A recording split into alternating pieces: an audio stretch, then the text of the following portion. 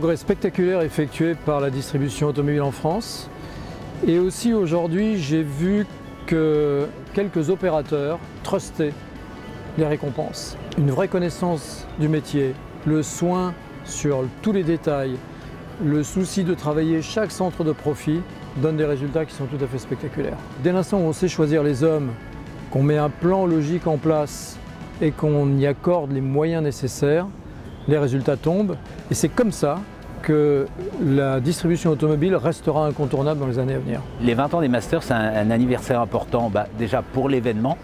Je rappelle que l'événement est né en 1999 et il est né pour défendre le concept de multimarquisme à l'intérieur des groupes. Je rappelle que les constructeurs étaient contre cette évolution. Aujourd'hui, le multimarquisme, personne ne le remet plus du tout en cause. On n'imagine pas qu'un groupe puisse exister aujourd'hui en ayant une seule marque.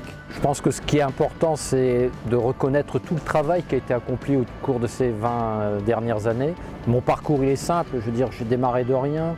J'ai créé mon premier village automobile à Liévin avec, je dirais, des tensions entre les constructeurs. Aujourd'hui, je suis extrêmement ravi et flatté que mes pairs ont pu reconnaître tout ce travail accompli avec mes équipes, d'être un peu avant-gardiste et être visionnaire. Je pense que c'est ça qui a été reconnu ce soir, c'est ce côté avant-gardiste, ce côté visionnaire, les choses que je fais peut-être avant les autres et qui finalement se révèlent quelques temps après être une réalité.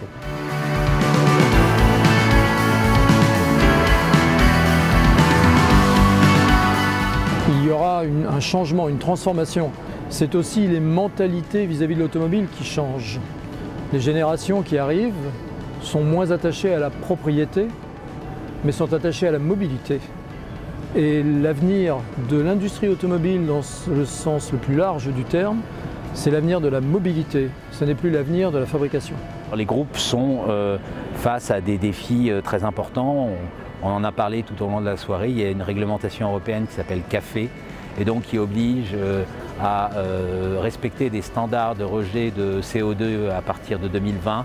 Ce qui va avoir une incidence sur la distribution automobile puisque les groupes vont automatiquement être obligés de vendre de l'électrique, de l'hybride et surtout de l'électrique dans les années à venir, sachant que 2020 c'est une première étape et d'année en année la réglementation sera renforcée jusqu'à l'horizon 2040. Ceux qui aujourd'hui n'ont pas, je dirais, une taille suffisante pour pouvoir au moins s'offrir le marketing, la qualité, son centre d'appel, bien évidemment, ces gens-là risquent à terme de ne plus exister. Par contre, je ne suis pas non plus quelqu'un qui croit que l'avenir passera par les très gros groupes, parce que se dire qu'un gros groupe, parce qu'il est riche, va pouvoir réussir, ça n'est pas une vérité.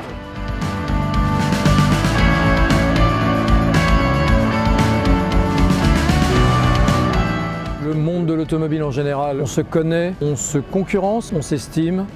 Et au final, c'est toujours un très grand plaisir et les Masters sont l'exemple type d'une véritable réunion de famille avec des concurrents qui ont un grand plaisir à passer une belle soirée ensemble. Le caractère familial et la capacité d'organisation, la prise de risque de ces entrepreneurs va leur permettre d'inventer, de réinventer leur métier et ils vont devoir réinventer des services proches de l'utilisation du véhicule. Je pense que les groupes de distribution multimarques vont continuer à exister dans les 10-20 années à venir avec les Masters. Les Masters réunissent la grande famille de l'automobile. Je fais souvent le comparatif un peu avec les Oscars du cinéma. Bien sûr qu'on se tire la bourre tous les jours, bien sûr qu'on essaie de défendre nos intérêts, mais quel plaisir de pouvoir se retrouver au moins une fois par an à cette occasion et de partager ce moment de convivialité et ce moment d'échange, parce que la richesse de la construction de nos groupes passe aussi par la richesse des échanges qu'on peut avoir entre patrons de groupe aujourd'hui.